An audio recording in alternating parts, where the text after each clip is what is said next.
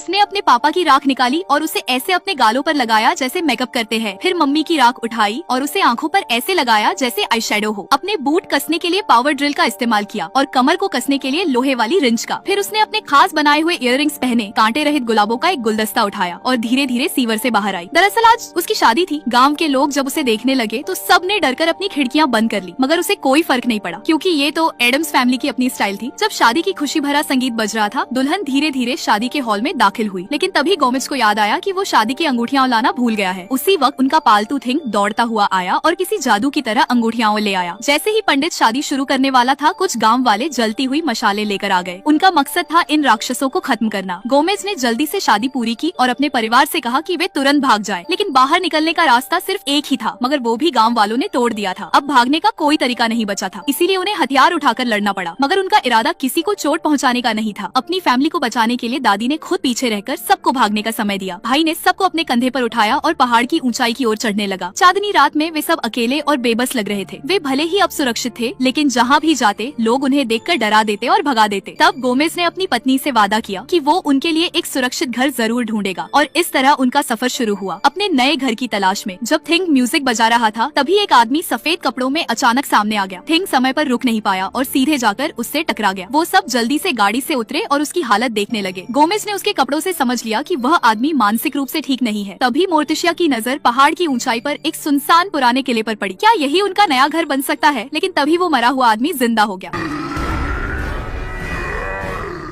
लेकिन गोमेज ने कहा कि धन्यवाद पुराने दोस्त, अब तुम ही हमें रास्ता दिखाओ। इस तरह वह बिना सोचे समझे गोमेज का नौकर बन गया। कुछ ही देर में वे उस किले में पहुंच गए। गोमेज ने मोहर तोड़कर दरवाजा खोला। जगह डरावनी थी, दीवारों से खून की बूंदें टपक रही थी। कोई और होता तो डरकर भाग जाता, लेकिन एडम्स फैमिली को ऐसे ही घर पसंद थे, इसीलिए उन्होंने वहीं बसने का फैसला किया। जल्दी ही उनके दो अजीब बच्चे हुए। बड़ी बेटी का नाम बुधवार रखा गया। उसे गिलोटिन के नीचे सोना पसंद था। अगर हर सुबह पेड़ की आत्मा उसे नहीं जगाती तो वो अब तक कई बार मर चुकी होती। उसका छोटा भाई पक्सली तो उससे भी ज्यादा डरावना था। उसे अपने पापा पर खुद बनाए हुए हथियार आजमाना सबसे अच्छा लगता था। भाई बहन बहुत करीब थे। बुधवार का प्यार जताने का तरीका था पक्सली को जिंदा दफना देना। और इसी तरह एडम्स फैमिली उस डरावने किले में खुशी खुशी रहने लगी। सब कुछ ठीक चल रहा था, जब तक कि एक दिन किले के चारों ओर छाई धुंध हटने लगी और उनके सामने एक सुंदर छोटा शहर दिखने लगा। उसी वक्त रियल एस्टेट एजेंट मार्गो कुछ क्लाइंट्स को एक नया घर दिखा रही थी। जैसे ही उसने पर्दा हटाया, सब लोग दंगे रह गए। सामने पहाड़ पर वो डरावना किला दिख रहा था। मार्गो डर के मारे बेहोश हो गई। जब किले का पता चला तो एडम्स फैमिली ने सोचा कि अब वे गांव वालों को जाकर बताएंगे कि वे खतरनाक नहीं है। लेकिन जैसे ही गांव वालों ने उन्हें देखा, सब डर गए। जब उन्होंने पगजली को कुत्ते की तरह जमीन से पानी पीते देखा तो वो सब घबरा गए और भाग गए। और तब से गांव वाले एडम्स फैमिली को राक्षस समझने लगे।